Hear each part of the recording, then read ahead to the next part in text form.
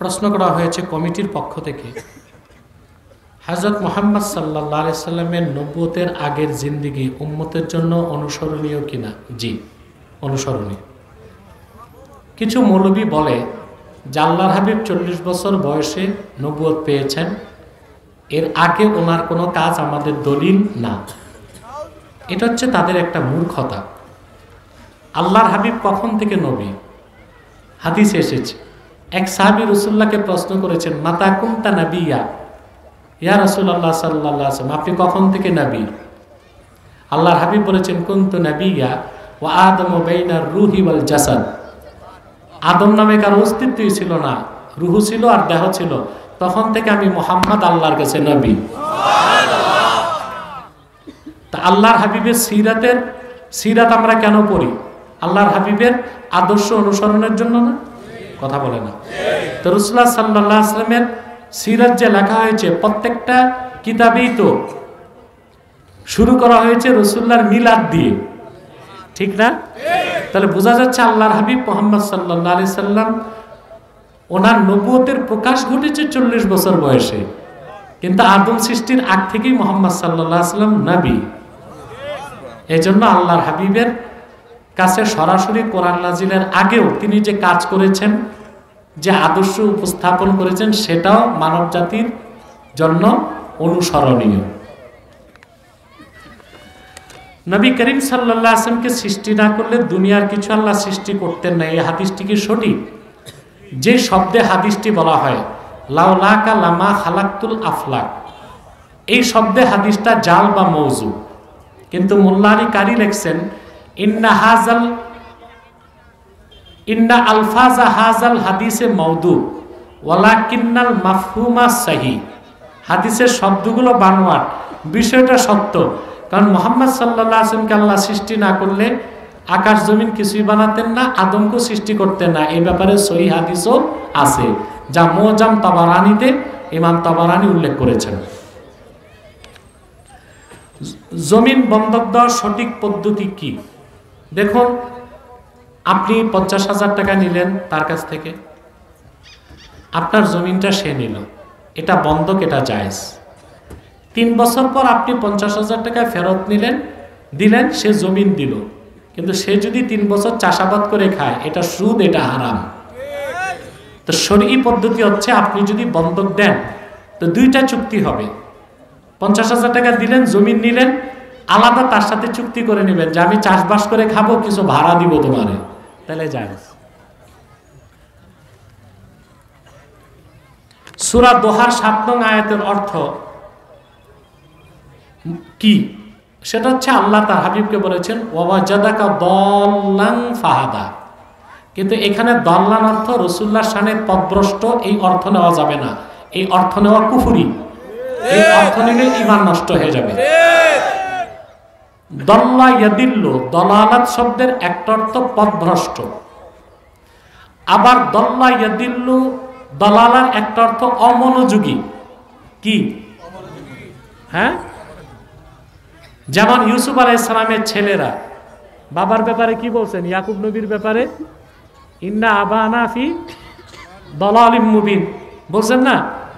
তো তারা সন্তান কি নবীকে পথভ্রষ্ট বলতে পারে? অর্থ ছিল অমনোযোগী, যে বাবার মনোযোগ শুধু ইউসুফের জন্য, আমাদের জন্য মনোযোগ। তো রাসূলুল্লাহ সাল্লাল্লাহু আলাইহি ওয়াসাল্লামকে যে আল্লাহ বলেছেন ওয়াজাদাকা দাল্লান ফাহাদা, এটার অর্থ হচ্ছে মুহাম্মদ সাল্লাল্লাহু আলাইহি সাল্লাম, আপনি মানব জাতির মুক্তির জন্য পথ খুঁজতেছিলেন, আল্লাহ কি আপনাকে পথ দেখায় দেন নাই? সুবহানাল্লাহ। এটা অর্থ। এটা কি? এটা অর্থ। এটাই তর্জমা নিতে হবে, অন্য তর্জমা নেওয়ার সুযোগ নাই।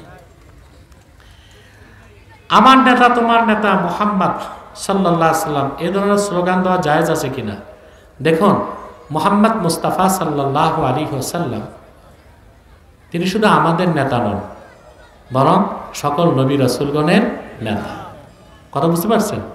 আর আমরা যে আল্লাহর হাবিবকে বলি আল্লাহুম্মা সাল্লি আলা সাইয়্যিদিনা মাওলানা মুহাম্মদ, এখানে মাওলানা অর্থ কিন্তু অভিভাবক, অর্থাৎ আমাদের অভিভাবক মুহাম্মদ সাল্লাল্লাহু আলাইহি ওয়াসাল্লাম। সুদখোর ও ঘুষখোরের ঘরে ইমামদের জন্য খাওয়া জায়েজ আছে কিনা? ইমামরা তো না খেয়ে মরে যাবে।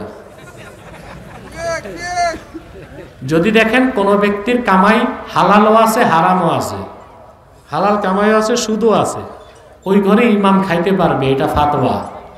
তাকওয়া হচ্ছে না খাওয়া। আর যদি দেখা যায় 100% সুদের কামাই, ওই ঘরে ইমাম সাহেবের খাওয়া উচিত হবে না, ফাতোয়াতেও না তাকওয়াতেও না। কথা বুঝতে পারছেন? আহলে হাদিস ও আহলে সুন্নাত ওয়াল জামাতের মধ্যে পার্থক্য কি? এখন যারা নিজেদেরকে আহলে হাদিস বলে, এরা আহলে হাদিস না, এরা লামাযহাবী, একটা বাতিল ফেরকা, সম্পূর্ণ পথভ্রষ্ট একটা বাতিল ফেরকা। এদেরকে আহলে হাদিস বলা উচিত না। আহলে সুন্নাত কারা? সাহাবায়ে কেরাম এবং তাবিঈনদের, সালফে সালিহিনদের মত পথ আদর্শ যারা গ্রহণ করছে, তারাই আহলে সুন্নাত ওয়াল জামাত। মাযহাব মানে কি? যে কোনো একটি মাযহাবের অনুসরণ করা ওয়াজিব। আতিউল্লাহ ওয়া আতিউর রাসূল ওয়া উলিল আমরি মিনকুম, ইয়াতের ব্যাখ্যা ইমাম আলুসি লিখেছেন, সাধারণ মানুষদের যে কোনো একটি মাযহাবের অনুসরণ করা ওয়াজিব। মুর্শিদের কাছে বায়াত গ্রহণ করা মুসলমানদের জন্য কি? তরিকত, তাসাউফ, তাফসীর শিখার জন্য মুফাসসিরের কাছে যাওয়া ওয়াজিব, হাদিস শেখার জন্য মুহাদ্দিসের কাছে যাওয়া ওয়াজিব, ফিকহ ফতোয়া শিখতে ফকির কাছে যাওয়া ওয়াজিব, তরিকত, তাসাউফ, মারিফত শিখতে আল্লাহওয়ালা বুজুর্গ লোকের কাছে যাওয়া ওয়াজিব। আল্লাহ বলেছেন, ইয়া আইয়ুহাল্লাযীনা আমানুত্তাকুল্লাহা ওয়া কুনু মা'আস সাদিকিন, সত্যবাদীদের সঙ্গী হও। এখানে আল্লাহ তাআলা নেককার বুজুর্গদের সোহবতকে ওয়াজিব করে দিয়েছেন। রাসূল সাল্লাল্লাহু আলাইহি ওয়াসাল্লামের শানে সাধারণ শব্দ চয়ন ব্যবহার করা কি জায়েজ? আহা ভাই, যে বেয়াদবটা একটা শব্দ ব্যবহার করছে, এটা মুখে আনতে আমার ভয় লাগে। পূর্বের কোন নবীর ক্ষেত্রে যদি পূর্বের নবীগণ, মুসা নবী, শোয়েব নবী, ওনারা বকরির পাল মাঠে চড়াইছেন না? কথা বলে না। সেই জন্য আমরা যদি মুসা নবীকে রাখা কাউবই বলি বা শোয়েব নবীকে, ঈমান থাকবে? পরিষ্কার হাদিস, ইউনুস আলাইহিস সালাম কাঠের কাজ করতেন। কিসের কাজ? আল্লাহর হাবিব বলেছেন, ইউনুস ইবনু মিত্তাকে যে কাঠমিস্ত্রি বলবে সে কাফের হয়ে যাবে। করতেন কাঠের কাজ, কিন্তু কাঠমিস্ত্রি বলা যাবে না। তো মুসা নবী, শোয়েব নবী, তাদের ক্ষেত্রে যদি কাউবউ শব্দ ব্যবহার করা কুফর হয়, আমার নূর নবী মুহাম্মদ সাল্লাল্লাহু আলাইহি সাল্লামের আরশচুম্বী সম্মানের খেলাফ এই শব্দ যে ব্যবহার করছে, নিঃসন্দেহে তার কুফর হয়েছে, সে কাফের হয়ে গেছে। ওয়াজিবুত তওবা, তাকে তওবা করতে হবে। যদি এই দেশে শরিয়া আইন থাকতো, তার উপর মৃত্যুদণ্ড কার্যকর হতো। যেহেতু শরিয়া আইন নাই, অবশ্যই তাকে প্রকাশ্যে এই শব্দ প্রত্যাহার করে এই কথা তওবা করতে হবে। আমি তো বহু আগ থেকেই সাইজ করে রাখছি। রাসূল সাল্লাল্লাহু আলাইহি সাল্লামের শাফাত অস্বীকারীরা মুমিন থাকবে কিনা? জি না। হযরত ইবনে হাজার আসকালানী বলেছেন, ইন্নাল আখবার বিশাফাআতিন নবী সাল্লাল্লাহু আলাইহি ওয়াসাল্লাম কদ বালাগাত হাদ্দাত তাওয়াতুর। বুঝলেন? আল্লাহর হাবিব মুহাম্মদ সাল্লাল্লাহু আলাইহি ওয়াসাল্লাম যে শাফাত করবেন, এই ব্যাপারে হাদিসগুলো মুতাওয়াতিরের দরজা লাভ করছে।